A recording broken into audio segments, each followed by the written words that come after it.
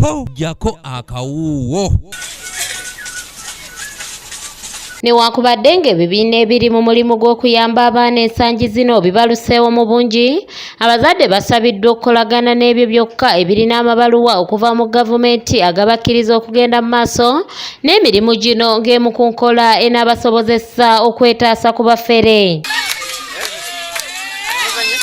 Akawungeezi k'olunaku olwaleero ekibiina ekyakakasibwa gavumenti okugenda mu maaso n'okuyambako okusakira abaana obuyambi basobole okusigala mu masomero ssaako n'okutumbula ebitone byabwe Kikebo Foundation kikoledde abaana akabaga ak'okuyingira omwaka omujja mwe kiweeredde abaana abali mu kibiina kino ebikozesebwa mu kusoma omuli ensawo, ebitabo, ekkalaamu, peeni ko n'ebirala.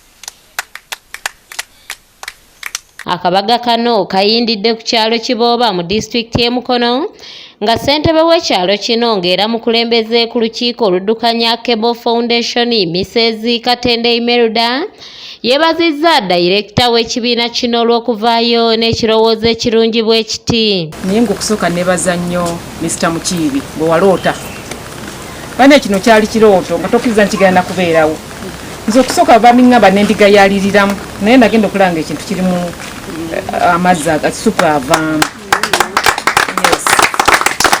Denisi Sebuggwawo omuwanika wa Kebo Foundation asinzidde kabaga kano bw'atyo n'akuutira abaana mu kibiina kino okwongera okwolesa empisa n'obutava ku mulamwa ogw'ekibiina kino basobole okutangaaza ebiseera byabwe eby'omu maaso. Bayibuli egamba nti ava mu lukomera omusota gwe kukola ki?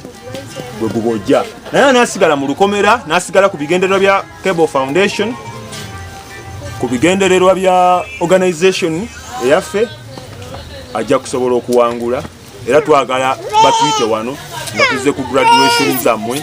Mu ngeri y'emu asabye abazadde okuuma abaana nga baliko bye bakola kubanga bwe babaleka okutaayaaya obutaayaaya olwo nno lwe bajja okuyiga emize emibi oba olyawo eginaabaviirako okuzza emisango n'okwonoonekera ddala. So bwe tubakuuma nga bali bize naddala mu luwummula luno oluwanvu kibaleetera okubeera nga beewala okwengeejinga mu bikolwa ebitasaanidde ebitakkirizibwa mu mateeka gaffe n'ebitakkirizibwa mu societies zaffe. Ssentebe w'akakiiko akatwala abaana abali mu Kebo Foundation Kigongo Samuel yeebazizza abakulembeze ab'ekibiina kino ssaako n'okunnyonnyola ku ebyo bye baakafuna mu bbanga ettono lye baakamalanga bali mu kibiina kino.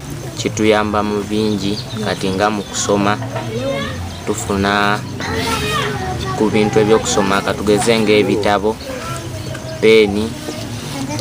Twebaliza ddala ba dayirekita olw'omutima ogwo. Mukiibi Samuel Kebo yakusakidde eggulire lino ku lwa ABS Television.